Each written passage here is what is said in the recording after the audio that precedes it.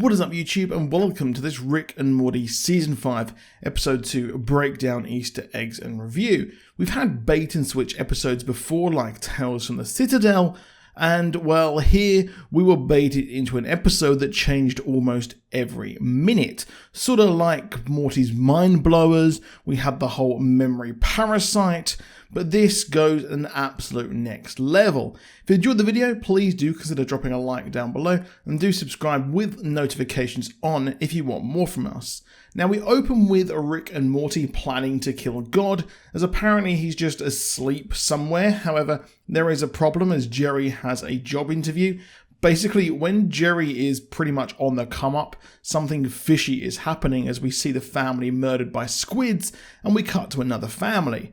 It turns out that Rick has made decoys across the country and is alerted that they are being hunted by these squids. There's one problem. The decoys, who are for the most part one-to-one copies, are also incredibly smart and realise the same thing, and have also made their own decoys, as almost every single decoy family head to another decoy to see what the heck is going on. Now, admittedly, if there was no actual sort of notification that decoy families were being killed, there wouldn't have been an episode. Now, this leads to an Asimov cascade, where the decoys, who are not clones but actual life model decoys like in Agents of S.H.I.E.L.D. and Marvel Comics, start to break Asimov's law of robotics, where robots cannot harm and other things. Well, yeah, it's a big thing here. Over time, they become smarter, such as pretending to be squids, who are hunting them so they can take out all the decoys, as each family believe they are the real family, or at least some do. There are a few who just literally decide to kill themselves or go off and have a bucket list lifestyle. However, as Summer says at the decoy sanctuary, in response to Jerry, all squids are decoys who realized they're decoys and wanted to kill decoys. Wow, that is absolutely Morty mind-blowing. As the second decoy family we see head to find decoys, they're melted, and we even see another in Italy who knew what was going to happen and escaped only to be killed. Now, one curious thing here is that, well, these decoys mention that, well, decoys were supposed to go on self-contained adventures, and that's it. It's a spin on the mystery throughout the show's history of always wondering if the family we're watching each week is the mainline family from the main reality. Here we now have the doubt that not only could the family we watch be from a different dimension, but they could also be decoys.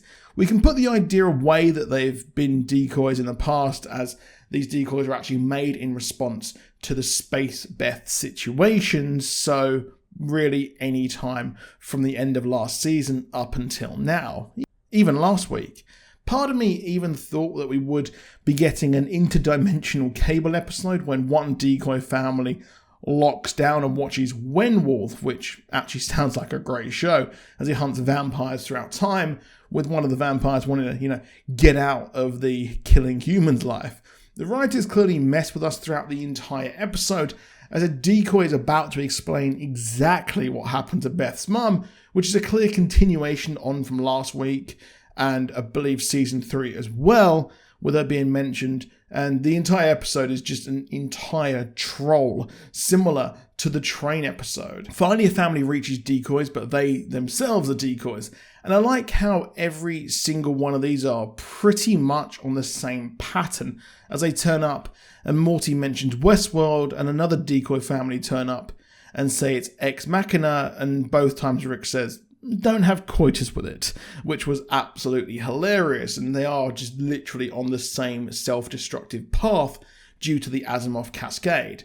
Now, another decoy explains that the Asimov cascade and how decoys made decoys, but the decoys of those decoys became even worse, which we saw with the Rick family who want to actually get skin because they're so disfigured.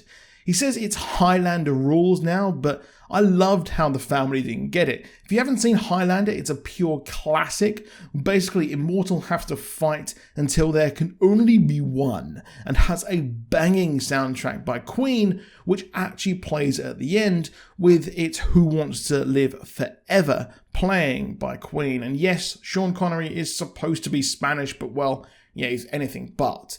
Beth is unsure about killing the decoys, as they still think they are the originals and dress up as squids to hide amongst the squids. But after killing one, they reveal that the squids are decoys themselves, which is just absolutely crazy. Rick even dunks on libertarians as another family is actually taken by a decoy, made by a decoy who's grotesque and tries to get skin, like I said, as brilliantly a wooden puppet family arrive, and there's even a sanctuary for all of these families, as the puppets want to create a united front and to stop killing each other, and have terrible voice boxes as they're attacked, and Wooden Jerry screws everyone over, still clutching his varnish.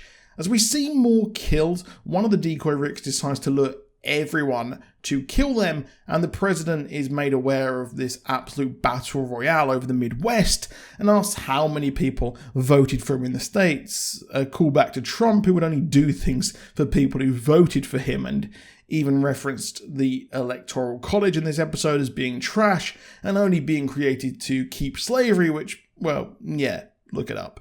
What ensures is a Smith and Sanchez family battle royale, and we are far, far removed from the trauma Morty had from killing his other reality self a long time ago.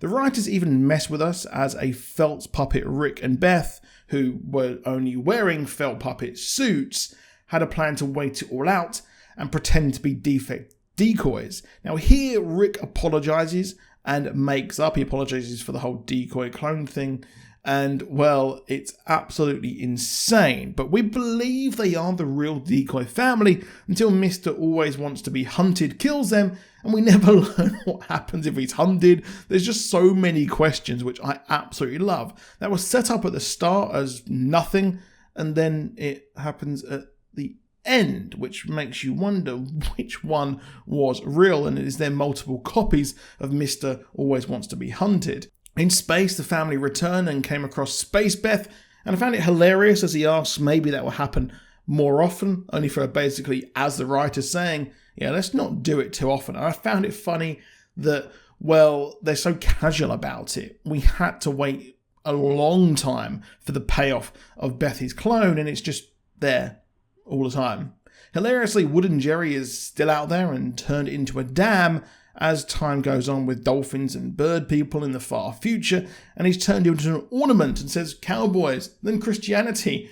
Absolutely brilliant. It shows how society is always in a loop, as Who Wants to Live Forever plays. However, at the end, are the family real? Well, I believe they are the real family, and that's what the writers wanted us to think with Space Beth there.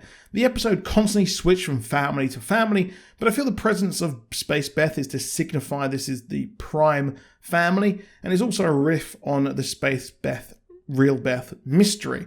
I'm surprised they didn't go into Blade Runner or anything like that, and I feel like there's a lot more they could have done instead of just having yet another bloodbath battle.